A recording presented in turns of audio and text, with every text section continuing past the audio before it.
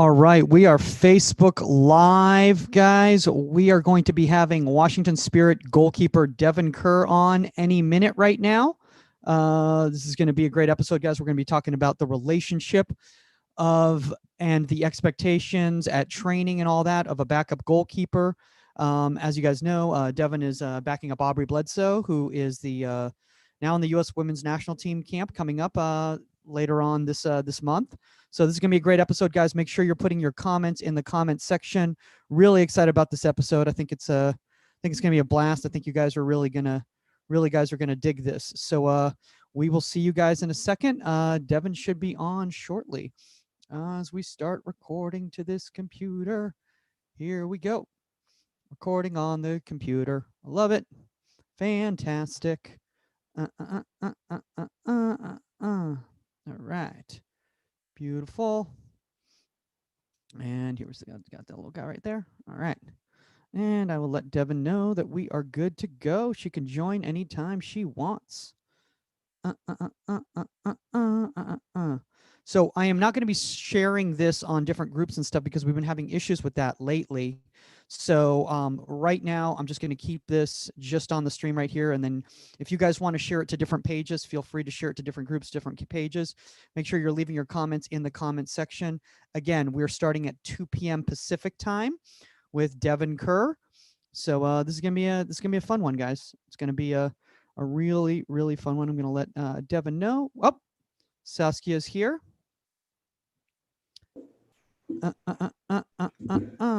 Well, hello.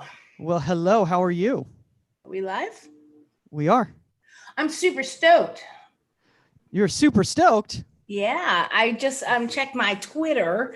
Yeah. You'd be proud of me.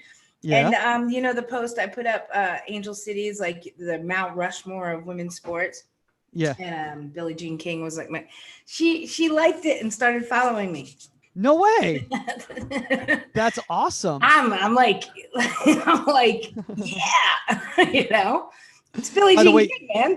I'm like, and I know Billie Jean King. I've done back when I was with the New York Power and stuff. I actually did an appearance for her.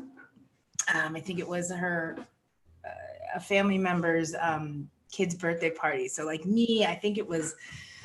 Gosh, who came with me? Was it Lori Fair? Whoever came with me, like we went and we like taught the kids soccer, but you know, it's Billie Jean King. When she calls, you answer. You know, and so like I was just looking at my Twitter and I saw that she liked it and then she was following me. I was like, oh my God, I'm like that now. Robin Roberts, and I'll be good to go. Oh my gosh, you are getting the greats, the legends. Like, come on, man. The legends. Oh, speaking of legends. There she is. There Hi. She is. What is up? Hi, guys. Oh my gosh. Up? Everyone's looking so sharp today. I love it. You know, you got your Angel City shirt going on right there. Devon's like nice, brightly well lit. Wait, what are you repping right there? I can't see that hoodie right there. Well, I couldn't wear Elevated Faith. It's a company, but it says "Do Not Fear." I love it. Yeah, I love it. It's bright, but it's honestly just a sheet hung behind me. It's very, very. I couldn't put UCLA stuff on, considering I have to respect her coach, her college coach, Lori Walker, who I grew up playing with and against, and we are very good friends, and we were rivals for a very long time. So, I didn't know you guys played with each other. That's cool, though. Oh, yes. Wow. Absolutely. We're both from the same regions, from New York. Oh, cool. And she's a year, 2 years older than me, but yeah. She's awesome. Oh my gosh, I love Lori. By the way, here's one thing that I will always say is that whenever it comes to any sort of street, on the East Coast? I was going to say, well, yeah, Saskia knows everybody, by the way, Dev, just like so you know that. Not true. You're like talking about like Billie Jean King is following you now. Like, I just got she follows me. Oh no! So I got so stoked because like I had posted, we had done this thing with Angel City where it was like, what's my Mount Rushmore of like female athletes and everything, and I like was like, look, it has to be. I look at it like females that have changed, not just their sport, but sports in general and everything. So Billie Jean King, obviously. Then I had Serena. Then I had Michelle Akers.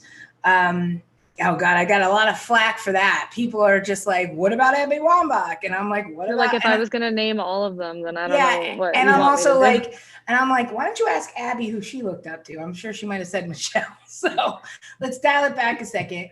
And then I had Lisa Leslie, right? And then I got flack for that because now Sue Bird, you know, and everything. I'm like, guys, ask Sue Bird who she looks up to. But by the way. So we posted it, and Billie Jean just liked it, made a comment, and I was just like, yeah. That was for us. We did a few months back for Women's Month, and I did a segment, and they asked me who I looked up to, and I said Serena, and then more importantly, I said Billie Jean, and then she ended up liking it and reposting it, and I was like, here we go. Yeah, she's not just incredible, but she recognizes us and she's paying attention. Yeah. Gotta love it. I know. I was gonna say with the whole Sue Bird thing. I mean, shout out to her. I mean, what, 40 years old? Oh my gosh, just unbelievable. Absolutely. I mean, what, four championships, everything. Like, you know, she's absolutely up there. You know, 100%. Along, you know, there are plenty of them. It's just amazing. That UConn connection is just unreal. I hated playing against UConn. If I wanted to put the live to my Facebook, do I just copy the live link and just post it as a post?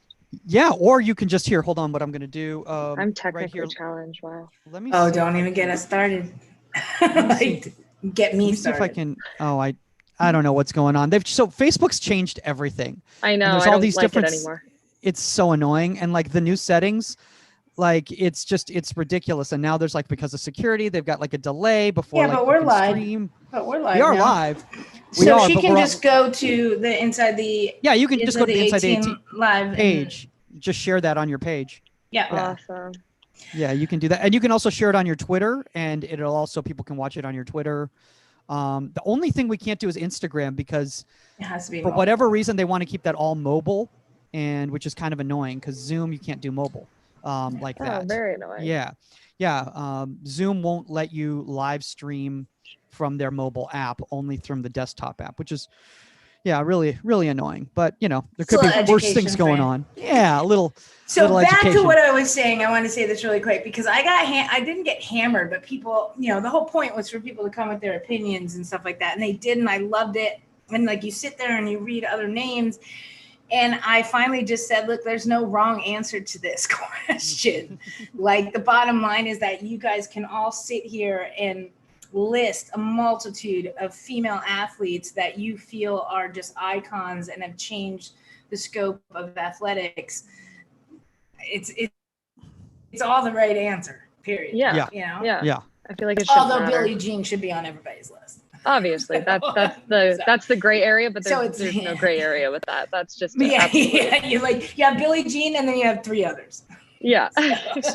Saskia, you all as a group though really should be I don't know if they. Yeah, because it's really true. Because I mean, I can't honestly think of a team as iconic as your '99 team. I really can't in major sports and in that regards of empowering people, making a difference, literally launching a professional league. If it weren't without you guys, who knows, I mean, where NWSL is right. I mean, where would Devon be? She'd probably be in France. Where would I be? Yeah, where would you be? God, I hope not. You would think the entire team would be in the Hall of Fame. We talked about that. Yeah, well, I told you, and my feelings on that, and I know we're live right now, is that if the men won a World Cup, they qualify. The men won a World Cup, they'd even qualify. Yeah, but they'd build a wing to them in Oneonta. They'd build a wing. They'd have everything. The men won the World Cup and everything like that, the whole team and stuff like that. For us, the 91 team, why isn't the whole 91 team in the Hall of Fame? They won the first Women's World Cup. It's not even 99. It's where's the 91 team? You can pick and choose, but at the end of the day, you won the greatest sporting event in the world. So why isn't the entire team inducted into the Hall of Fame? Yep. And I'm an advocate for that. Let's start there. Let's start with the 91 team. Yeah. Yep. I agree. Yeah. Well, it's just that's even another big, huge topic for debate. Like, I know ours is a certain topic today, but that whole just everything equal pay, I could go on for days with just equality in general for our sport. But I know. I hear you. Yeah. Well, guys. So, unfortunately, a little bit of sad news. Omar Zini is basking in the sun in Palm Desert right now in Palm Springs. So he's taken the Saskia Weber role of going to Palm Springs on vacation for the weekend, and I did that once. Okay. You actually have a house there, and you were down the street, and you never even contacted me. It was so depressing. It's called a vacation for a reason. Oh my gosh, I love it. All right. Let's here we get go. Going. Let's do this. Here we go. Welcome to Inside the 18. I'm Michael Magid, live from Hollywood, California. With me, you know her as one of the most iconic people in the world of goalkeeping podcasting. That's right, the one and only Saskia Weber. What is up? And joining us, honestly, somebody who like Devon, we were Saskia and I, we were talking about this earlier, is that all of you young players understand you guys are doing, okay, fine. I'll do it better. Fine. Devon Kerr, Washington Spirit goalkeeper. But I was trying to give her like a fancy intro. I was going to be like, you all know like your brand. You guys are so good at like marketing yourselves and like representing the game and everything like that. Just shout out to you. Just great job with the website, your social media, and honestly, the work you're doing. We've been talking to Ian, obviously at the club and everything like that. And he just says you're coming along so well. So thanks for coming on the show. We're really excited to have you. Thank you so much for having me. I'm excited to finally be on here. Yeah. Thanks for the introduction. Yeah. Everything's a new age with the social media is kind of just how you drive your own personal brand nowadays. So gotta get good at that type of stuff. I'm working on it, Mike. Just shut up. I'm working on it. You're doing good. You're doing good, Saskia. You got your Twitter going now. Instagram. You've been going full swing with all of that. We got some training footage coming up very soon from UCLA. That's exciting stuff. So yeah, with drones, all sorts of crazy stuff. Oh wait, that's cool. Yeah. Did you? Yeah, that's actually. I'm honestly really excited to see that. How high tech they went with all the production value and all that stuff. So like those sessions are going to be really exciting. So it's totally worth the time away from with the coronavirus and all that stuff to be able to get these awesome sessions. Everyone's going to see all this work that you guys have been putting in during kind of like this for quote lack of better term, like, extra spring season, I guess you could kind of call it, would be a good way. Yeah. I think it's actually awesome. Like Devon, we'll get onto the topic, but like, with like walking in as a freshman to OSU and stuff like that, like 2 weeks later you start season, and I think it's kind of like a gift in a weird way. Like, obviously we don't have any games. So my freshman goalkeeper that's come in and everybody else, the freshmen that have come in, like all 100 of them, they get to get caught up on speed, like, and because it is a massive transition. And so I'm like, this is actually kind of a gift, Oh yeah. It really is. Because honestly, when you come into college, Coach Walker did it well, where we always came in early to Ohio State. So it was like we came in to give us like that transitional period, because nothing was going to be smooth sailing right away. And it kind of gave us that buffer to work through and get to know things and get to know around the campus and the schedule and how practices are going to go and blah, blah, blah, blah. So having that right now, obviously it's unfortunate for, say the seniors and stuff that have missed out on what was normal for them. But for the freshmen coming in, oh my gosh, it is like, it'll help you really get your feet underneath you and get to like understand your bearings before you literally feel overwhelmed with stress and pressure of everything college. Absolutely. Because imagine like if with us on quarter systems and stuff, you're coming in. So technically like school doesn't start for like, you would have already been into season. So then all of a sudden you like come in 2 weeks later, we start season, and then all of a sudden school starts. So like, it's like, now they kind of get to kind of ease into all of that. So it'll be really interesting to see like how things are different in the spring when we start a regular season and everything. And Coach Walker, hi Lori, what's going on? That is Goalkeeper family and union right there that we grew up playing against each other. The love. I was on the phone with her a couple months ago, so yes. Really? Yeah, her and I still chit chat, text a lot, but haven't gotten on a phone call with her in a little bit. But she's been definitely, I know, struggling with this whole thing. She loves having everything put together and organized and specific. So I knew that she was going to be kind of driving up the wall with this whole change.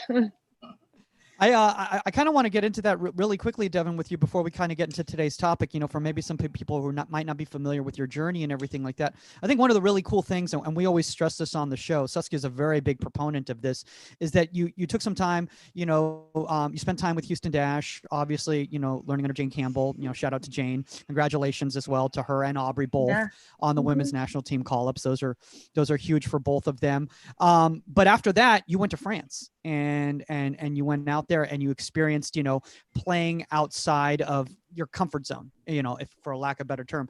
Do you feel kind of like that time period over there has really helped prepare you to come back to NWSL? Yeah, it was kind of weird, my whole scenario, because people, since I've been here, they're like, wait, weren't you in France like 5 minutes ago? And I'm like, oh, no, soccer world's weird. I'm here one day, here the next, like all over the place. But no, with Houston was great. Obviously, training underneath Jane was incredible. She is, the work environment, coming to practice every single day with her was awesome. She held me to high standards. I held her to standards. Like, we were very good back and forth with each other training, and off the field too. Like, that was even better. She's just such a quality human being and so funny. And we had a lot of fun off the field, but that environment was great. Did my season at Houston. Everything was going really well. And then I decided, kind of like just wanted to go overseas, and I got an opportunity with a low team in the Division 1 in France. So I said, you know what, I'm going to try to go overseas. I'm going to ask Houston to waive me just to see if I can go over there and get some game experience. So that happened. I asked them to waive me. I got waived. I headed over to France. It was just, I got there and it was kind of visa problems immediately. I had already missed, I only signed on a 6-month contract. I already missed 5 games because my visa wasn't going through there. I wasn't there for a very long time. So that stuff wasn't happening quickly. So that was getting a little frustrating. And I was like, okay, well, I'm here and I'm not really doing anything. I'm not even allowed to go to the games, blah, blah, blah. So, and then there was other issues with just coming from the NWSL to, maybe a lower level team in France was tough because the training environment, just honestly, like the safety of it, not even the professionalism necessarily, but more even just like the basic safety. Those things were very, there's big differences between that. The professionalism, they tried obviously very hard. I think they did the best they could with their circumstances, but they weren't given a lot to work with. So that was a little bit tough for me too. I know there's the grind and you should just appreciate the grind, but there was just specific things that, I really was used to in my kind of like schedule and way of being that wasn't there. So that was kind of tough for me too. So, I decided, okay, the coach and I were very friendly with each other. She's from Canada as well. So I just said, I think I just want to head back home. This is just like kind of not what I pictured. And then that's when the Spirit reached out to me and wanted to sign me right away. So I also didn't know that they wanted me last year, and they tried to get me last year, but that it just didn't work out for other reasons. So yeah, I think it was almost like it finally ended up happening the way it was supposed to. I got my way here eventually, and it's been, oh my gosh, so great. So that's kind of just like the shorter long story of just my process through Houston, France, and now here. Yeah. I mean, it is a fascinating thing. And I know one of the things that, and we've even spoken about it, on this show is just, the professional. And obviously Saskia doesn't have to say it. I mean, she's a co-owner in the league, the professionalism of the league, and it's such a next level. And I think, the fact that you as a younger player, appreciate that, because, obviously the generation such as Saskia's generation, like they tried to, let that kind of settle that foundation so that you all had that environment, so that you didn't have to deal with a lack of professionalism or a lack of resources. We made our mistakes. Let's put it that way. Well, I didn't. I was perfect, really. I was fine. I wasn't signing the checks.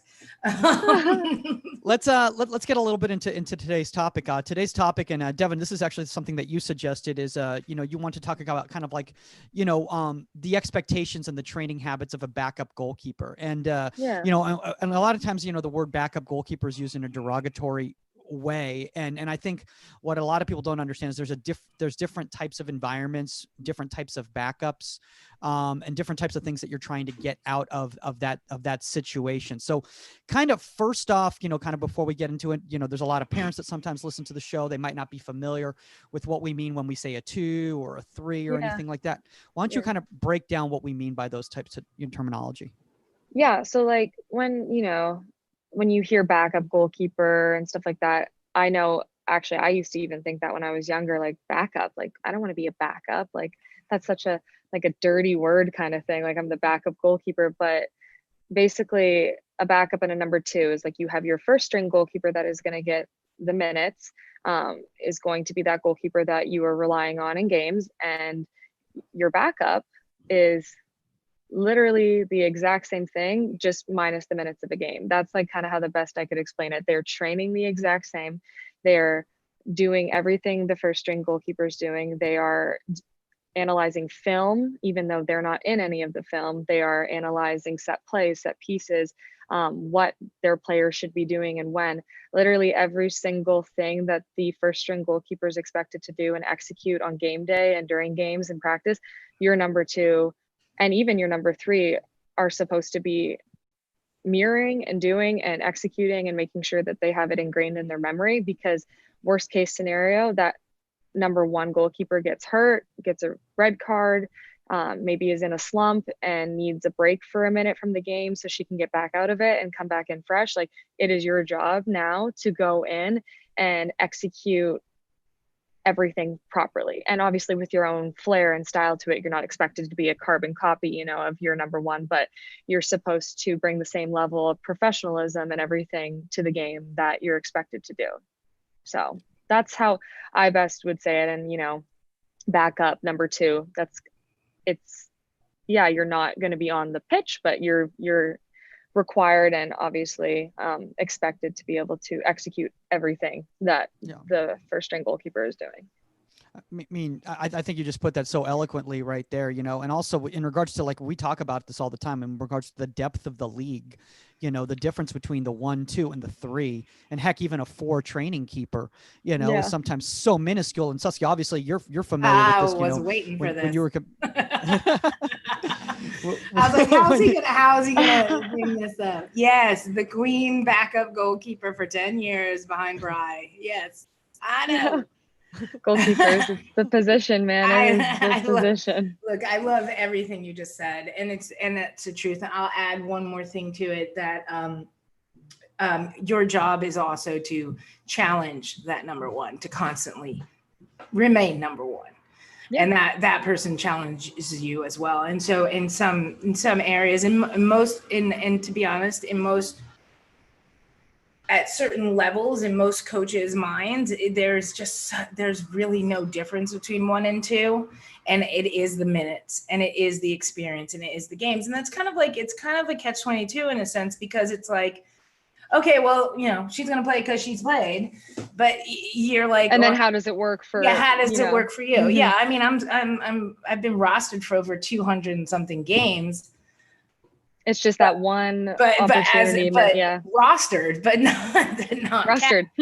Rostered, so but the experience is there, and the experience, you're 100% right. You're there to, and in a weird way, whether it's more stressful or difficult, like, could be like argued, because you, like, in that moment, if that player goes down, you are expected to step up without those minutes, without everything, just with a lot of practice time, and just be able to keep it rolling, keep the same composure, everything like that. Yeah, it's just what you're expected to do. And you're used to it, and you kind of just take all the emotion out of it, all of the silly, like, because I was a starter for the Canadian youth national team at a World Cup. I was starter for college. I have been a starter. So when it came to humbling myself and understanding that it's not any type of slight on like my ability as a goalkeeper. It's much greater than that. And when you just, you know, remove your emotion and, you know, you're analyzing like it practically and understanding like what my situation is, and that my job is to, you know, push my starting keeper as high as she can go and learn things from her. She'll learn from me. Yeah. Like constantly nipping at each other's heels. And you never want a starting keeper to feel just complacent. That's like the worst thing totally ever. Secure. And the thing about Brian and I was, I think the reason we were always together was because we trained so well together and we pushed each other so much, and we have so much respect for each other. But then you see those goalkeepers that even take a starting goalkeeper. Oh my God, I think you could read between the lines. Even take a starting goalkeeper and switch them. Maybe they're not playing that well. Maybe they're not having a great tournament. And all of a sudden you're like, you know what? You know, I'm going to start Saskia or something like that. So what is that starting keeper's reaction going to be to that? When you, as the backup keeper, or as Jill likes to say, game changer, which I love that, come in and you get to start like, and all those games you're sitting there just like, what can I do? Pump your team up, pump your goalkeeper up and stuff. And now you got somebody sitting on a piss pot on the corner of the bench that you know is absolutely not happy. That's not happy, and that's resonating through the entire team. Because I'm sorry, you finally didn't get to start. Like, is that's not. You're right about that. It's a very what's the word? Double standard almost, I guess, with that whole thing. You have to be just as proud. Happy-go-lucky all the time, just constantly. But you have to be just as supportive. For the team. Yeah. Yeah, it's bigger than you. And so what any keeper that does that, and parents out there, if you have a starting keeper that maybe sits the bench for a game and they want to kick and scream and yell, like that's character right there. You know, what the character is, that other person that's playing right now has supported you this entire time. Yeah. And so where's your character? And it's not about you, it's about the team. Exactly. That's the biggest thing. Yeah. Yeah. Especially with young people. Yeah. Go on. Sorry. Yeah. No. We can go on that forever. No. I mean, I was going to say, you know, one of the biggest mistakes I made is that when I came into college, I was like, what is this? I'm not going to be playing. And it, like, I was like, this is ridiculous. Like that guy's like, in my mind, I was so immature. I'm like, that guy's not that good. I'm better. You know, and in reality, he was better than me. But like, you know, you're so full of yourself, like at 18 years old, at least I was, because I was an idiot. Oh, yeah. But you're so used to everybody patting you on the head and clapping for you and stuff. Blowing smoke, you know. I'll be straight up honest. I don't think I have anything special as a goalkeeper as I got to the higher levels, but at the youth level, like it wasn't that hard for me. Like it came easily, and I know that sounds kind of, you know, narcissistic to say that. But you have to also look at the quality that you're playing against. Exactly. Yeah. Like, and I'm not saying anything bad about the field players, but you know, but if you've reached that level faster than other people have, and exactly. Exactly. You're coming from different leagues. The players might be that great, so you're the greatest player in the league. Awesome. Well, welcome to Ohio State University. Yeah. Like, I mean, and it was the first time I'd ever faced guys every with single like person on that team was the best on their club team. Yeah. And that is the kind of the craziest thing. And, you know, I'm glad that Saskia, you brought that up back to the youth tip here, because that's obviously a lot of youth, you know, parents, goalkeepers, and coaches that are listening to this right now or watching, is that, you know, the maturation fact is like when you're talking about even a senior, you know, on the men's side, at least. I mean, I'd never faced anybody with a beard before. Like, I was like, what is this? It's like, there's like some dad out there shooting on me that's very good, you know? So it was kind of an adjustment period, but, you know, kind of bringing it back to kind of like the training habits and everything, Devon. And I do want to show some training footage of you in a bit, because, by the way, shout out to Ian. I mean, what sessions, man, those are, oh my God, he gets sheer joy about just lacing a ball off of whatever part of my body he finds. Like, he will just kick at 100 miles an hour and just it's cathartic. Yeah. It's cathartic for us coaches. It's awesome. Mike's, how's your day going? It's horrible, but I get to go shoot balls at children. I'm so excited. I'll be fine afterwards. Yeah. He's great. That was like Ian's great. Dev, like yesterday we were having this horrible Wi-Fi issues. It was such a disaster we couldn't stream and everything like that. Oh, no. Man, it was bad. And I was in such a bad mood. And then when I went out to the field and I was training this poor like 14-year-old kid, he's all gangly, he's like 6'2" and stuff like that. And like I'm just like, it out on him. You just abused him. God.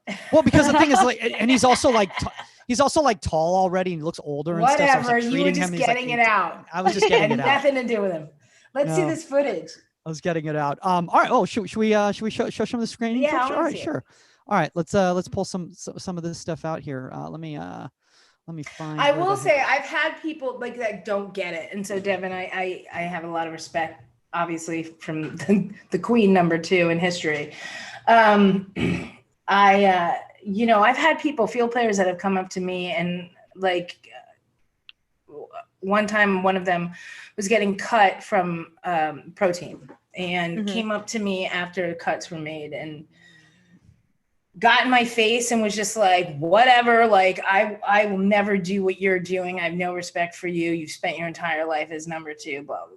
Like, you know what I mean? Like that angst and that like not understanding. And I just, I looked at them just as like, there's such a bigger picture. It's not just that. Look at that touch. Oh, look at that. Sorry. No. Rewind. I want to kind of go through this entire period, Dev, because I kind of want you to, kind of break down this film right here. But what it looks like, what I really loved about this is your recovery movements. You treated it like it was actually the game.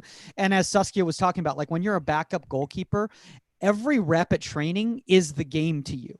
So if you don't treat it like you're in the game, you're not getting the most out of your training because chances are you're not going to get those reps come game day. So this is the only way you're going to keep building that muscle memory of those reps, those reps. So I kind of want to kind of walk through this right here. Look at those mannequins. I love the upshot. Look at that touch, but then recovery, set. This is what I love here. Recovery. And back. Oh, the 3 in a row. And then last it's still on your feet. Oh, look at that. What? Oh my gosh. We have to watch that again. Did he get like in a fight that day with this save sequence was only supposed to be catch, dive, save. That was it. It's just 3 and done. And he added another 3. And I know I gave up the rebound, but usually he never. But you just got to play it till it's dead anyway. Absolutely. So. I love it. Clean handle. Oh, touch that over. I love that touch. Reset. Shot. Well, it's in space. Gotta get up. I'm not done. And again. But I want kids to see that though, because the thing is that there's the chase there. There's the chase. Yeah. It's not over. And like, even if I didn't make it all the way up in my recovery, I still have to make the play because that's what you're going to have to do in the game. Yeah. So like you gotta play through. You gotta play through it like that. And I absolutely love that. Yeah. This save got posted on. I'm from Canada, so it got Canada. So it got posted on the Sportsnet there. So the Sports Center of Canada, I guess, whatever. And some people, immediate trolls saying, that's not even hard, blah blah blah. And I'm like, okay, yeah, obviously I'm not going to argue with you because whatever, but the technicalness of those types of saves are very difficult for keepers. People think it's just hitting you or whatever, but it's like you have to be, brave enough to get your hands up. You have to time to get your hands up. You have to be putting your body forward. You have to be angling yourself a certain way. There's so many intricacies of it that people don't understand. Yeah, he's not just hitting you. You're getting back up. You're getting square. Your body weight's forward and everything. So you're making that big like target for him, so he doesn't have a choice. And we talked about this like a month ago. I love the bottom hand save. I don't care, keep it out of the net, because you have those trolls that are like, that's supposed to be a top hand save. I'm like, dude, it's out of the net. It was going in the upper 90 and it's so and like it is flicked out. Don't worry about it. It's not going in. I'm fine with it. Fine. No, it was I was gonna say this. By the way, the fact that training footage made it to like the top 10 of like Canadian Sports Center, I love it. That's pretty next level. But I like in regards to the chase, because I think the thing is that like, just like, we were talking with, Brittany Wilson, was it last week or the week before, who's got Ashlyn Harris in front of her, is like, I mean, you have Aubrey Bledsoe there. That's what Aubrey would do. And so like, you can't expect anything less of yourself, and Ian can't expect anything less of you than to play like that. So how great a role model to have somebody when you have a number 1 in front of you that plays like that, not only in the games but in training? Does that motivate you? Because like Ty Ducart right here, he's got a question in regards to like Ty. Yeah, I coached her. Oh, no way. Hi, Ty. Hi, Ty. Hey, Ty. She wants to know, this is the best sequence of saves ever made. Oh, sweetie. Thanks, Ty. I love those Canadians. but she wants to ask you in regards to like getting over the obstacle of not playing. Like how do you get past that initially? Because like you were saying, coming from a high level collegiate environment, finally into the pro environment, and you're not playing right away, like that's such a big change. Like, how do you deal with that mentally? Yeah, I mean, I think with me, it came down to like, every number one, whether you like it or not, unless you have the most straight lined success story in human history, every number one is going to have to be a number two at some point in their career. And I feel like that's a really important thing to remember, for myself, but even more importantly for youth. And like when they're coming up through the ranks of, club soccer to national team, provincial team, state team, whatever it may be. Because, for example, a number one at a club team level may be a 3 or a 5 at a national team level. And, it just depends on that. So I feel like it's kind of just like a part of the journey. And sometimes there's going to be like factors that alter your journey, and like no journey is ever just going to be kind of like the same as another person's or straight shooting and just very easy and whatever. So it's kind of just what you can control with your actions and your emotions and how you react to those types of situations. And I think the best thing is just trying to keep a cool and collective head about all those things, because you're not going to be able to argue and change with what a coach's decision is. You're not going to be able to, try to vouch for yourself that you're better. The only thing you can control is what you do in training, what you do when you're given those opportunities to show yourself, and how well you execute them. So, if you don't agree with the choice being made, okay, well then make it almost a no-brainer. And that way, there's more room for questioning if you're not, being that starting goalkeeper. But if it is based off, that's more for youth side. But when it comes to, my position now, it's like, I'm a very good goalkeeper. I have good skills. I'm, it's not that I'm just so much less than, OBS. It's just like we've said before, it's that, she's the experienced goalkeeper. She's our number one. She's got national team experience. She is a great leader on the field. She has certain characteristics about her that, captivate our team and make our team feel awesome. So it's those things that, I have as well, but looking up to her and learning them and like perfecting them by watching her has just been like so great. And, eventually my time will come, and I'm okay with that because I'm ready for when my time comes, and I'm ready to, take over. And whenever they need me, if she's gone with national team stuff or whatever it may be, like I'm ready to take that spot, make our team be successful as possible. And, it's just, the biggest thing is just taking the emotion out of it, and the pity or personal, you think it's like something personal against you. It's never personal against you. It's not. It's past that at that point. You're absolutely right. And I think some of the strengths that you can grab from are the respect that you have from your teammates. Mm-hmm. That your teammates don't look at anything being different, that your teammates respect everything you do in practice as much as they respect the starters, and that you bring it, and that you make that, if there is a difference between you and the starter, it's so minimal that maybe only your coach sees it. That's how you go with it. And then after that, you just give as much as a teammate as you possibly can. And although it's taking the personal emotion out. It's personal emotion. Damn it, I wanted to play, but it's like, it's not about you. It's about your country. It's about your team and everything like that. But if you bring that every day, your teammates will see it. And if you get their respect, like that goes, like, I could tell you multiple stories about conversations with like Brandy or Carla or Mia or stuff about just like Christine, especially. I have a great story about that.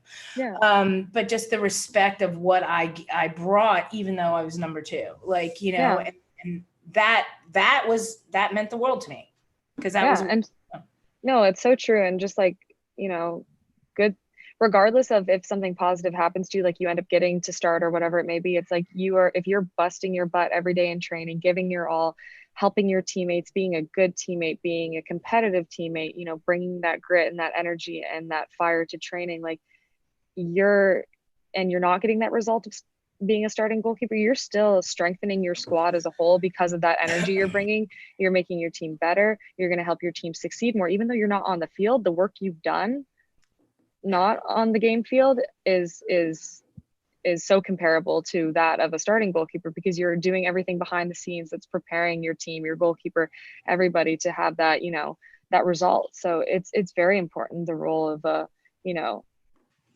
keeper that's not getting a lot of minutes. It's really, really important. And you want your team to look at it the same way as if a sub came in.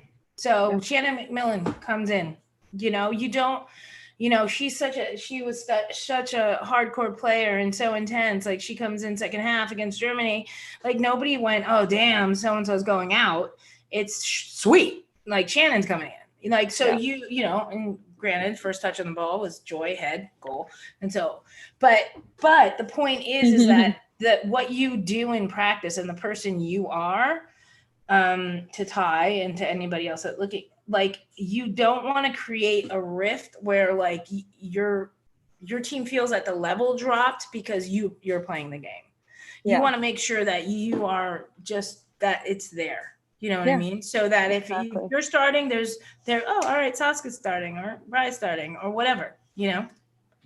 But by the way, I do want to get back to training habits and everything. Sorry. No, it's okay. Conversation. I do want to share one thing in regards to from the mentality standpoint, Saskia, where you said, you know, like, you don't want the team to feel like, you know, one of the biggest mistakes that I think I made, you know, as a younger player trying to, you know, play at the higher level after college, is that, you know, I got in my head about like, okay, well, now I'm coming into this game, like, I have to be that person as opposed to just being me and just being confident in my ability, you know, type of thing. And I think Devon, you said that, right? Or like, you know, my profile might be different than Aubrey's. So I can't go out there and expect to be Aubrey Bledsoe. I have to go out there and be the best Devon Kerr I can be, you know, and my team should expect that. You're only human to admit to this. And we can bring up Franch as an example. Yeah. Okay. That moment and not having a good game or giving up a bad goal, it weighs on you like nobody can imagine, because you only get a certain amount of looks. And if something happens, and sometimes you make the mistake and sometimes you don't, sometimes it's an upper 90 by Norway and there, you know, I had to be on a ladder to save, but at the same time, I've lived with it my entire life because I only got certain moments. Yeah. So that is something that we all, as like second goalkeepers or whatever you want to call it, have to deal with, because, you know, it's not like I'm going to play like the comparison. It's like, oh, we got her in and she let up this weak goal. Yeah. You know, but it's bigger than that, you know. It's so much bigger than that. It's not that, oh yeah, okay, if we're looking at it statistically, okay, and I made one mistake within 10 minutes, but you know. But my point being is that I'm taking this more human in the sense we do beat ourselves up about it. Like I did. No, you're completely right with that. Yeah. You know, I'm not saying, oh well, whatever, you know. No, you know, there's no like ifs, ands, or like buts about it, as much as, you know, people will tell you, okay, that's okay, it wasn't a big, we're still going to get so upset with ourselves and beat ourselves up about that because it was our one chance. Exactly. I mean, I'll give an example right now here. And again, I didn't play at the level you guys did, but when I was on a pro trial with a specific team, they finally gave me some run in a game. I go into the game. It was a preseason match, and within the first 5 minutes, I gave up a goal through my legs. I can still remember it to this day. Isn't that amazing? We always remember. I can say every goal I've been scored on the national team. And if you ask me saves, I probably couldn't tell you a single one. So, same. You don't remember the saves. Absolutely. You did not remember the saves. But I was released the week later, and for the longest time I just kept telling myself it was because of that moment. Right. But it wasn't that moment that led to my release. I was just putting that pressure on myself to lead. It was my energy, it was the profile, it was how I conducted myself after that goal that probably led to my release, because I shut down, I was sloppy, all of that. So they go, oh, he can't play at this level, he clearly can't play. It's one thing to be great at training, and I was doing great at training, and then it's like another thing to get into a real competitive matchup against guys who are playing in Europe and all that sort of stuff, and it's just it was a different thing. I want to talk about training film a little bit, Devon. I want to talk about how you approach game film, because obviously you're in these sessions, you're watching the game film of the number one. It's a very different animal than when that's you on the screen right there. So how do you approach that? Yeah, game film has been, luckily we've actually had not a normal season, but we've had the fall series, which we just finished actually. And we had, the Challenge Cup. So we had a lot of chances to watch film, go over film, things like that. And, as the second keeper, I'm involved in every single film session, regardless of, they don't even tell me, I just know. I'm like, okay, I gotta go. Like, I'm going, I'm watching everything. I'm making sure I'm up to speed on every single thing that's happening. And, if it's specifically Aubrey related clips, I'm watching them and semi-imagining myself in that same situation, not maybe doing the same thing, but like imagining myself in that situation and what I would do in that situation. Obviously, it could be very different in the game, like her, because she now thinks the same way I'm thinking after the game, but in the game, it could be different. So I kind of do that. I try to imagine myself in her situation. And then obviously I'll listen to her feedback to our coach on what she thinks she should do.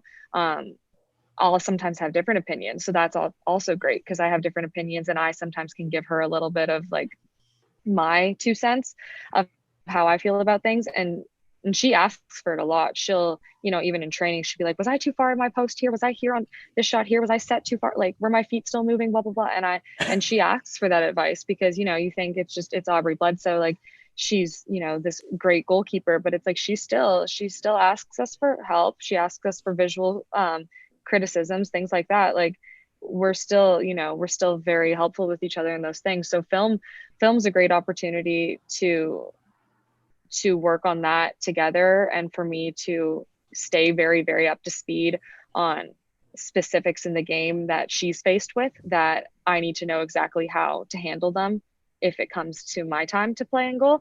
And then also when it comes to not even goalkeeping stuff, when it comes to field player movements and understanding breakdowns on goals, and maybe what happened in that situation where that player somehow got broken through our back line. Like, does that come down to communication? No, Aubrey was talking to them. Does that come down to something else? Like, yeah, maybe. So it's all breakdowns of everything that you need to understand, like the intricacies of it. Also, like set plays and like free kicks and corner kick setups. I need to know exactly who is supposed to be where in every one of those situations. And as soon as a sub goes in, when I'm on the bench, I have to go back and look at the booklet again to make sure, okay, that's what this player is doing on that. Just in case something happens, I have to go in.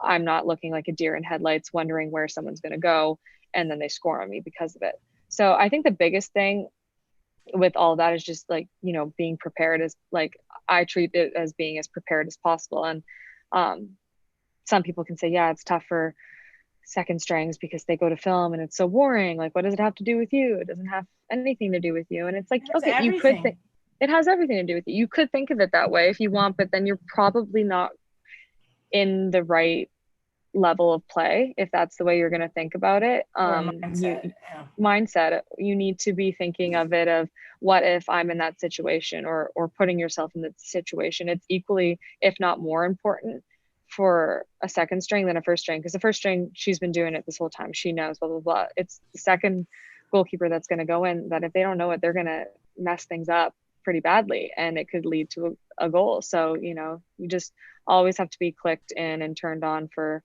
all of our film sessions. And, it's great. We have, we're very analytical with everything. So it's been been really good to have those resources. It's crazy what we have now too, with what like the animations and things you can do. It's nuts. It's crazy what they have. No, and I agree with that 100%. I think the way you have to look at, you can't look at it like it's Aubrey making a mistake. What would I do different? It's the whole gamut of it. It's like, where was the breakdown from the field players? Like, you know, maybe she was too far near post. And I don't think I've ever looked at film like, oh, that was Bry making a mistake. What would I do different? It was like, all right, you know, it's kind of like a detached like thought process. It's just like, okay, the goalkeeper in a sense was too far near post. Like it's not like, oh, the first string goalkeeper was too far near post. I would do it like you're just looking at how the situation was handled and how everybody can handle it differently. And it's like a very stepped back way of looking at it. Yeah. You're not like, oh, she did that, I wouldn't do that. I mean, I guess some people are like that, but it's not ever a direct, oh, she messed up. No, there's never a direct comparison. No. Yeah. It's just kind of the situation. Where did this all break down? And the bigger thing is to look at where it broke down from the field players. Because it's usually not the goalkeeper, unless it, you know, we'll know when it is the goalkeeper's fault, but it's usually still never single-handedly. It's going to break down way further up the field wherever it is, so that's where you need to pinpoint it. Yeah, you're right, completely. Absolutely. Like, they're not going to show you getting the ball shot through your legs and us going to be like, well, I wouldn't let the ball through my legs, you know what I mean? Like, nobody's going to show that. No, like, it has nothing. It was a screw up, and that you know won't happen again. So they're not going to be like, Saskia, what would you do in this situation? Well, I wouldn't let the ball through my legs. Like nobody's going to do that. We're going to show breakdowns and how it breaks down defensively, off on the offense, transition defensively, and you kind of step away from, in my opinion, whoever's in goal, and you just look at the situation as a whole. Exactly. Yeah, I'm glad you brought that up in regards to that tactical element of it, in regards to the development of the play, because I think you have to recognize this regardless of who's in goal, like that's what you need to be watching for, because those are the cues, those are the little triggers that you need to see once you're in the game yourself. Because regardless of whether it was me in the goal or you, Devon, in the goal or Saskia in the goal, it's going to be the same breakdown because we had nothing to do with us in that regard. Right. And it might be how you deal with the breakdown, but at the same time is like, you have to look at, was your back pushing, were you telling them to push them outside? Did they give the inside up? So your positioning was wrong. So now your near post is open. So there's so much more that goes into this. It's not about the who's in the goal. It's about an entire situation. The entirety of the team. It's not ever just one. So I think that's the biggest thing from film that is always great, because it always looks so much different when you watch it back on film. Whatever it looks like in the game, it looks 10 times different when you watch it back on film. And it's always great because we get these big bird's eye views of everything that goes on. So you're like, okay, there was the goal, but now let's back it up 20 seconds. And then you can see, okay, missed tackle there. Okay. Somebody not marking up not marking their man. Oh, someone marking zonally, not marking their man. Okay. Not good. And then the goal happens. It's like, regardless of positioning of goalkeepers, whatever, you know, that's a goalkeeper specific technical thing, but the goal itself was a breakdown of much greater than just a goalkeeper's technical, you know, right? I'm like, thank you. Yes. It's not so the final shot, you guys. Nope. There's a reason the shot got off. I mean, it rarely comes down to that final action. You know, one of the things that I want to talk about, Devon, is that one of the mistakes I think that a lot of young goalkeeper coaches make, especially a lot of, you know, young collegiate coaches, is that they go to their number 2 or number 3. Oh, see, so that's what you need to do in this situation, is you need to blah, blah, blah, or whatever. And I hear this all the time with younger coaches, or like, you know, high school players or whatever, or club players will come up to me and they're like, well, my coach said when so-and-so did this, is like, if I was in the game, I should have done this too. And I always say to them, I say, you have to look at your own profile and you have to look at your own strengths and weaknesses, you know, because that I think is the biggest mistake that a young coach can do, is try to force you to play like Aubrey in that situation. I agree, because it's like, you're telling kids at the youth level, like, goalkeeper A made a great save, and now you look at goalkeeper B and C and are like, you need to just know you need to do that when you go in the game. And it's like, well, what you're also doing to those players is, one, you're telling them that their skill, subliminally, that their skill level, you don't even trust their skill level enough that you just want them to be like that goalkeeper A. And 2, you're putting a lot of pressure on them that they feel like they need to be perfect and do exactly like goalkeeper A, which you don't know that, like, if goalkeeper B and C go into the game, they could bring their own type of crazy flair to the game and pull out insane stops and insane communication and great distribution that now you've actually like hindered because you've made them feel a certain way, and now they don't feel comfortable like letting out who they truly feel to be. And I think that's like the biggest advice for younger kids, and especially coaches, but more younger kids, is that do not ever try to be like the goalkeeper in front of you. Do not like, you can pull pieces that you like that they do. Like if they hit a good ball, okay, watch what they do to hit that good ball, but you don't want to be mimicking them and trying so hard to specifically be the way they are. You have your own flair. You're there for a reason. You're on a team for a reason, because they saw something special in you. So just focus on that and focusing on making your game as good as possible. And that's it. No, absolutely. I saw that today in practice. Like, we talked about this yesterday with Jenny and stuff about Lauren's, like her distribution, how like she's got this crazy toolbox of like stuff she can do. And so today we were doing some stuff, and one of my other goalkeepers was kind of trying to mimic what she does. And it was absolutely not working for her. And I was like, why are you doing this? Like, I was just like, first of all, it's like a really random thing, but like it's Lauren's thing. Like it's what she's got. She's got it perfected. I've never done it in my life before. It's just weird little, like a non-conventional thing. It's that like works totally, for her. it's nothing. She's taught it to herself. I'm like, figure out your own wheelhouse and perfect it. I go, I didn't tell you that you had to kick every ball the same way Lauren does. I told you to take a half volley. That's all I told you to do. Like, so figure out what's good for you and what works for you. I never said in a million years, look at what she's doing. Do it just like that. Absolutely not. Exactly. Yeah.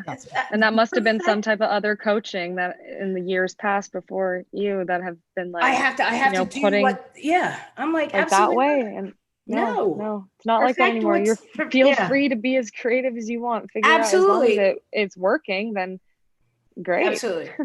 Absolutely.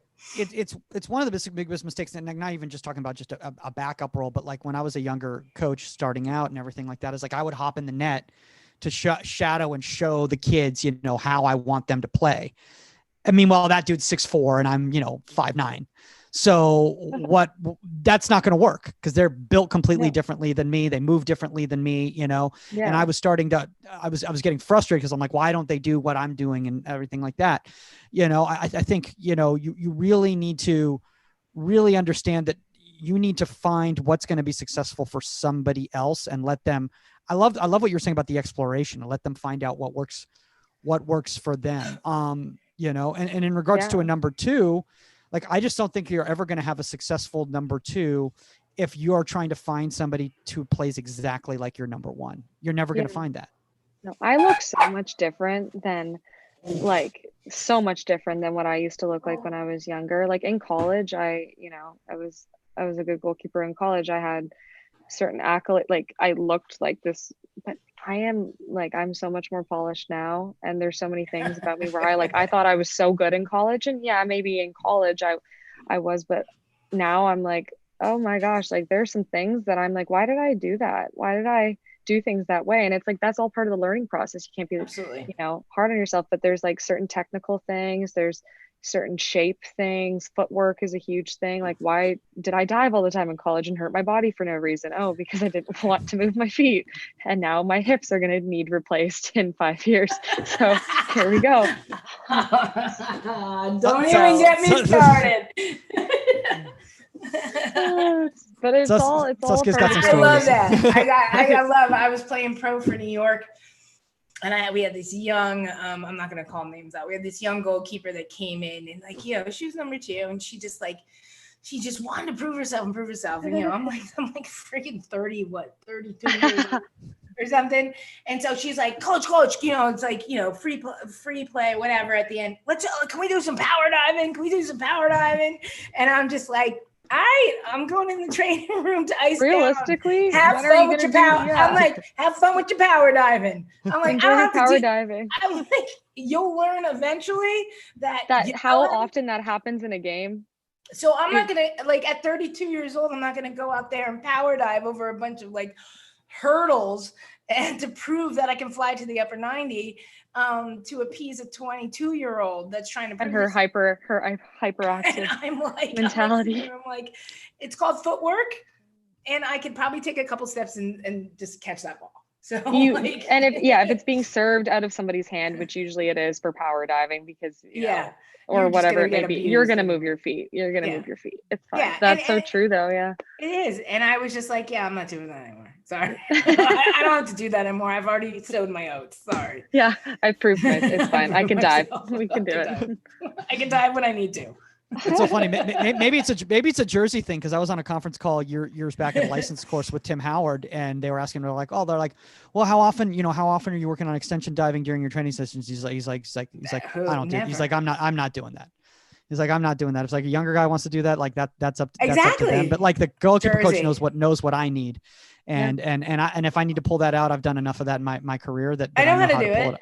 Yeah. We do it every once in a while here, like very not as much. And you know, I'm pretty young. I'm 23, and then we have our other keeper, Katie. She's young too, and then Obs is young, but she is also very smart. And we do these dives that over the pre-wrap that we have on these two poles, and I'm diving full extension because I do like enjoy to do it sometimes. It's fun, but then for her, she's like so fast with her feet that she'll just like hop over the rope and catch it.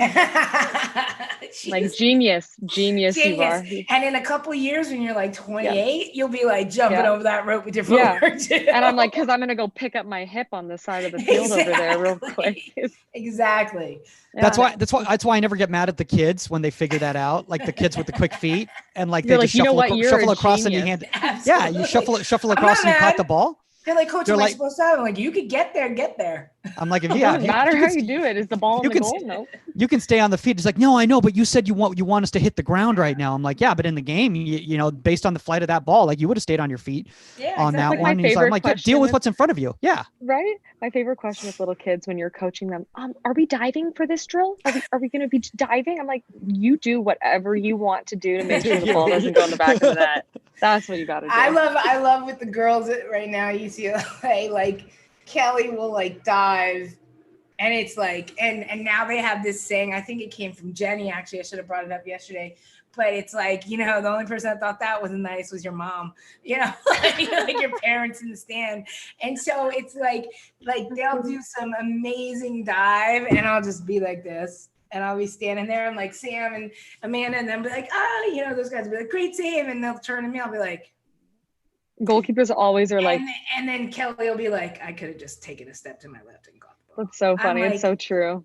I'm like, you think so? I'm like, you just made that really difficult on yourself.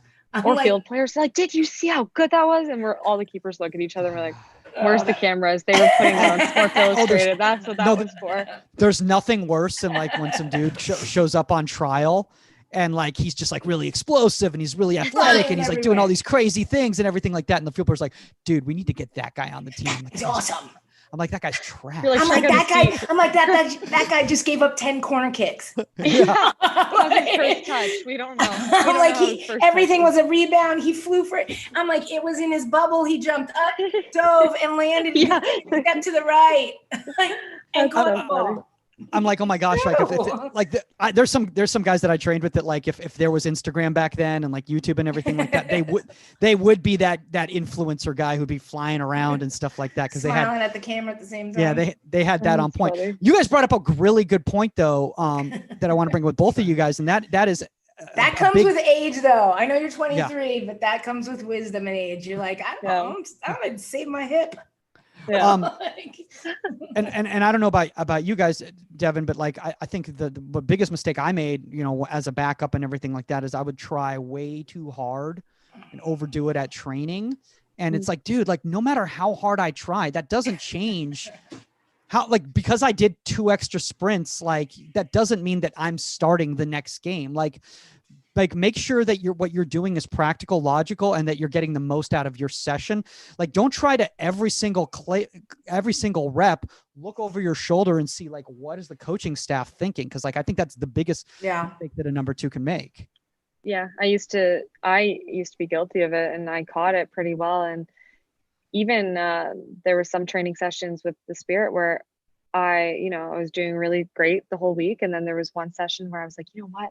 I've been doing great the whole week, but today I'm going to do better. I'm going to just go, I'm going to do so much better. And trying to put this like pressure on myself to just like, it's good to want to do better every day, but it was almost this like, I need to just be like hyper and jumping and oh my gosh. And like, and all it did was actually, it made me, I don't know, because it honestly just made me stressed. I stopped catching the ball properly because I was so rigid and like, and jumpy, and I was moving my feet too much. So it was like, okay, I gotta calm down. Okay, I've been doing great this whole time. Why am I trying to change anything? Like, you don't need to just one day pull out this whole 10% better mentality. Just continuously have growth and you'll be fine. Not trying to just, I don't know, like no, totally. Yeah. Like if like kids out there and stuff like that, if you're looking over your shoulder and like, let's say practice ends and you're like out there and you're like, okay, I have to work on my distribution, so I'm going to take some long balls and kick. But the reason you're doing that is because I'm still standing on the field and you want me to see that you're the only goalkeeper out there doing the extra time. Yep. That to me, like, don't do this for me. Like, you're doing this for you. Like, you should, if I find out that, tonight, like so-and-so that needs to work on, she was out there in the, this evening on the IM fields working on that. I'm not there watching, maybe I find out randomly. She's not telling me. She's doing that because she needs to improve. So you do these things because you need to improve. It's things you want to work on, not because I'm seeing you. It's not showboating. It's not like, oh, so-and-so was on the field kicking for an hour yesterday, so I'm going to start her. It doesn't work that way. Yeah, even our head coach has said something great the other day in a film session.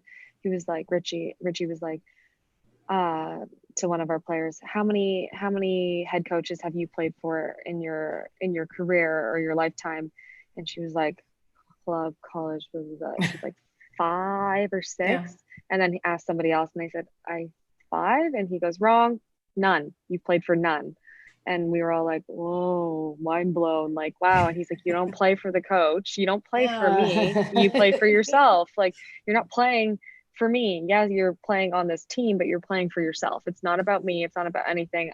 It's for you. So that was kind of, you know, a good thing to hear, and just understanding that, all these extra things you want to do to make yourself better. It's like, okay, fine, you can do it. But to make eyes on yourself, that's a difference. Yeah. Like if you want to do it in front of the coach because he's just there, but you want to do it, fine. But it's like, if you're just going to do it on your own too, like that's great. You don't feel the need to tell anybody. You're just trying to get better, because it's going to show in training. It's going to show all of your, it'll show in training. That's all that matters. Like, I don't need to know you're doing it. I'm going to know when we go and do something in training, and all of a sudden there's something different, and all of a sudden either you butcher it or you absolutely kill it. Like, then I'll know if you've been putting the work in. You've been putting, exactly. And not because I'm seeing it out of the corner of my eye, like it's because I can see it on the field.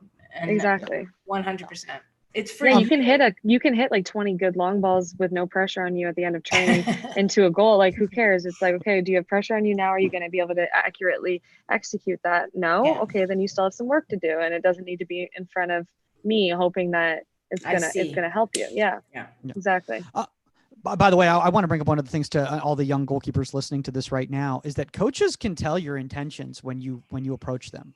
Absolutely, you can read, body language. You can read like inflection in their voice. Like, you can tell like if someone, what somebody's intentions are when they're approaching you, and be like, hey, do you have a set of balls I can hold on to, or whatever. And it's like, yeah, sure, you can take these. Or it's like, cool, or it's cool. I'm going to be over there and I'm going to be blah, blah, blah. And I'm like, all right, well, thank you for telling me that. That's and you cool. start walking over there. You're like, I'm still walking over there. Yeah. It's like, actually, I'm going to the gym. Like, oh God, what, like, and the kid's like, it's like, yeah, so I'm going to the gym right now. I'm going going to be working on blah, blah, blah. I'm like, awesome. Do your thing, dude. Do your thing. You got to get the right reasons down. Your success should be in silence. It's a silent thing. You don't need to be shouting it from the rooftop. The only people that, that are doing that are usually people that are insecure, aren't having that success, and are insecure about it, and are looking for something else to help them, but they don't understand. If they just simplify it and just do the work, it'll understand be way the better. Reason why you're doing the work. You're not doing the work. You're not doing the work so I see that you're doing the work. You're doing the work so you get better. Period. Yeah, exactly. Yeah. One thing I want to bring up kind of before, as we start wrapping up right here, is I want to kind of bring up the relationship you should have with the rest of the team. Because that is something that's kind of an interesting dynamic. Is obviously you should have a strong relationship with your number one. You know, if you don't, I mean, I'll be honest, like college, remember I was telling that story. That guy's one of my best friends now, like to this day. Like we talk pretty much every day. You know, I didn't have always the best relationship. Well, I mean, Bry was my only other number one. Sorry, but with other goalkeepers, I'll say. Gotcha. Like that came out. Like, yeah, Bry and I were the only number one, but at college I was number one. But like other goalkeepers in the mix and stuff like that, some of them just didn't handle things the way we handled it. But sorry, go ahead. So I was just going to kind of say, like, you know, Devon, in your opinion, just, you know, in your, you know, brief professional career, and obviously Saskia, you've got extensive experience with this, you know, that locker room and that relationship with the rest of the team. What should that be as a second or third? The locker room's private, Mike. It was kind of a really like interesting change of dynamic for me, because in college, like as a starting goalkeeper, I would get into the locker room, literally do my stuff, get changed, have my headphones in, don't talk to me, don't come near me. And I'm sitting down in my locker, and I usually am like listening to like heavy metal or something like very aggressive. And I'm just like sitting there and I'm just going. And I watch like my videos. I always watch my videos to get pumped. I'm doing my stretches, whatever it is. And I'm very, very focused. And people really know, like, don't break that focus. Don't like distract me from that. And then it's like when you're a second goalkeeper, it's like you're just trying to get everybody else in the locker room like hyped and pumped. And also trying to like pump yourself up kind of, but you're just like, you're not in that headspace of the complete laser vision. You're trying to get that person and that person and that person all pumped up. If that person's a little bit quiet today and they're usually louder, it's like, okay, everybody, we're going to get pumped up. And then recognizing the other players on your team that, you know, don't like to be spoken to, don't like to like be messed with before games, like to just be in their bubble. So it's kind of like when you have that good relationship with your team and you know your teammates and you know what works for each one of them and what their, you know, their like niches and like what they do before games, and just kind of playing off of that and making sure you're doing everything in your power to give them what they need, make the environment good for them, whatever it is. Kind of, you're just always there, you know, get yourself ready, but there to help. Like, Aubrey, what do you need? What do you need from me? Do you need this band here? Do you need this there? Like, what do you need? I will help you. Okay, you give me your towel and water bottle. It'll be ready for you at the bench when you're done your sprints before the game. Like, everything. Do you need me to hit some volleys at you? Like, I'm just ready to serve you, to make sure that you're ready for the game, because you doing well is going to serve me, because I want to win. So that's like the biggest thing. And that was the same for me in college. It was like, I had my goalkeepers, Jordan and Bailey, they would do the same thing for me. They'd be like, Dad, what do you need? Like, blah, blah, like, we'll give you blah. So it's just kind of like being there and understanding each other and just reading the room almost, and what your job is. Obviously we've spoke that your job is supposed to be to do everything you need to do once you get that opportunity to go in. But before that, your job is to get everybody on the team to be able to do their jobs. Like, you want everybody to be in a good headspace. So it's very important. Yeah. I think, go ahead. I'm sitting here like thinking back, like,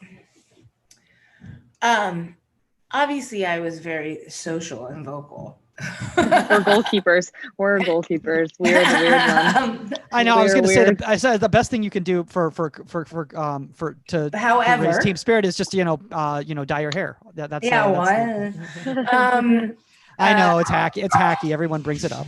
I know. The dogs got mad at me for bringing that up. They did. They're like, enough, Mike. Hey, zip it. So, but Bry was always incredibly laser focused. Hold on. Oh my gosh. So Bry was always incredibly intense, incredibly laser focused, and maybe seriously. I love this. I absolutely love this. By the way, this is not an uncommon thing. No, it's typical. Coco's usually up standing next to me. So Bri was incredibly intense, laser focused, like everything like that. And like I said, we connected. We just worked really, really well together. We had to have Bri on the show. You know, consider my sister and stuff like that. And we just pushed each other. We were never those ones in practice. Like when I train, I'm just zoned into training.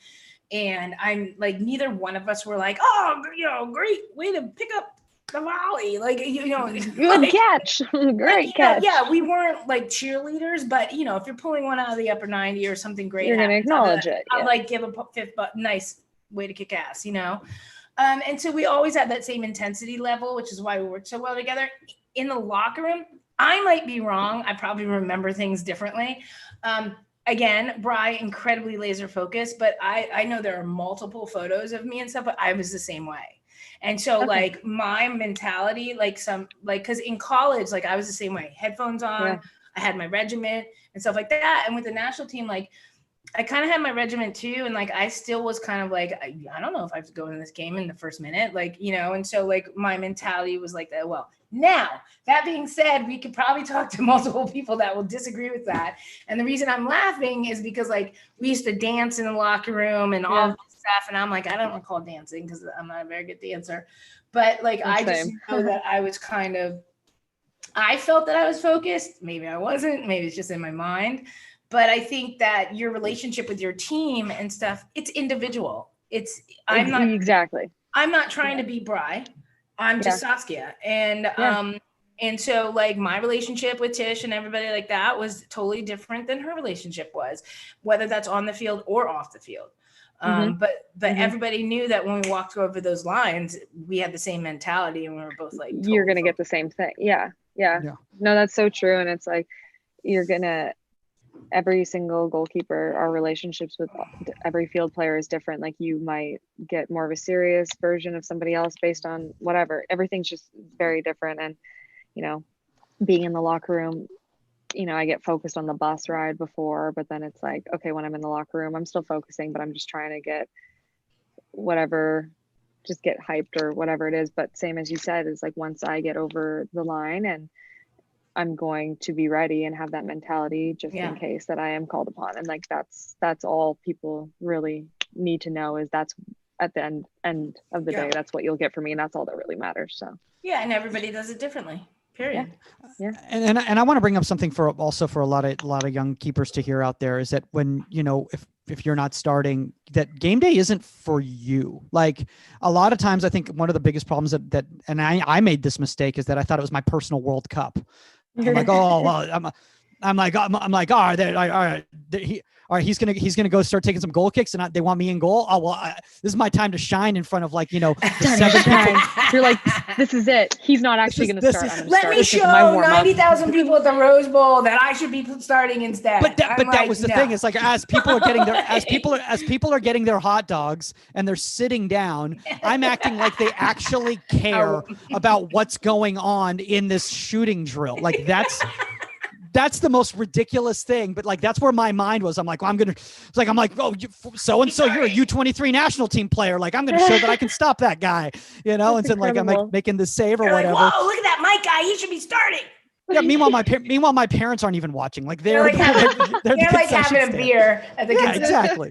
It's so ridiculous. So it's like, it's your job to serve the team there, however the team needs you, whatever the coach asks you to do, whatever the number one asks you to do. Like if they want you to go, you know, field flies from them hitting goal kicks, like that's what you go and do. Absolutely. You know? No, literally the things like that I'm doing for obs, like I'm so just focused on making sure that, okay, this ball isn't in her peripheral line of view so that it could throw her off when she goes to make this one save during warm up. Like I'm going to make sure everything's out of the way. Everything's good for her, because, you know, you want your starting goalkeeper to be focused. She wants to be focused. And if anything goes off and is wrong and stuff like that, and you start to see maybe she's kind of going down, you want to try to bring her back up as much as possible, because we can notice when the warm-ups aren't going like the way they normally do. And our job is to either you're going to let it just keep going downhill, or you're going to try to bring it back up and try to be like, no, it's fine. Okay, next one, we'll do another rep. Like everything's good. Yeah. And then they'll get that confidence back, and it's good, because it's like,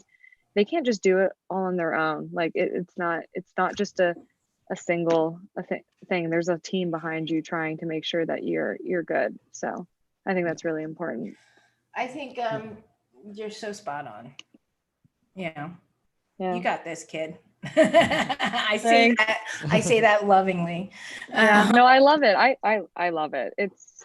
It really is, because people ask, will be like, oh, when are you gonna play? It's tough, huh? It's like, yeah, it's tough, obviously, but if like I love it so much, so it outweighs how tough it is, Yeah, absolutely. Yeah. Well, as we wrap up here, and Devon, I know you're in the middle of the fall series right now, and you guys have a few weeks left of that before a little bit of a break here. So thanks for taking the time. I think this has been really helpful to a lot of young keepers out there who might be going through a similar process, at different levels of the game. Before we go out, if anybody else wants to reach out to you, maybe they're a young keeper, maybe they're having similar situations, and they want to maybe have somebody they can talk to about that. Where's the best place in social media where they should connect with you? Feel free. Yeah, feel free. My Instagram, you can message me. I usually get younger kids and stuff messaging me there. It's at Devon Kerr. So DEVONKERR and then R. So Kerr. Kerr. Yeah, that's it. Crazy Canadians. we add letters. It's weird. It's weird up in the north. We don't know what's going on there.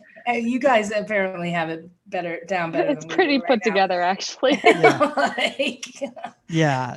Yeah, we love our Canadians. Absolutely. We've had Kaylin on, Steph LeBay, all those fun people. Kaylin. I just saw her last weekend. We need Karina LeBlanc on. Shout out to Kay.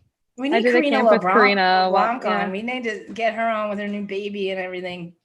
I did a camp with her a long time ago. She was great. When I was younger, I coached a camp, just me and her. It was not well organized, not by her. It was not well organized by the club that was doing it. She was so mad. Karina's awesome. I've I consider her one of my very good friends. It's always weird, when somebody's like, oh, I looked up at you when you were a player. It makes me feel very old. It was terrible what happened to her with the whole baby situation. That was awful. Yeah. Oh my gosh.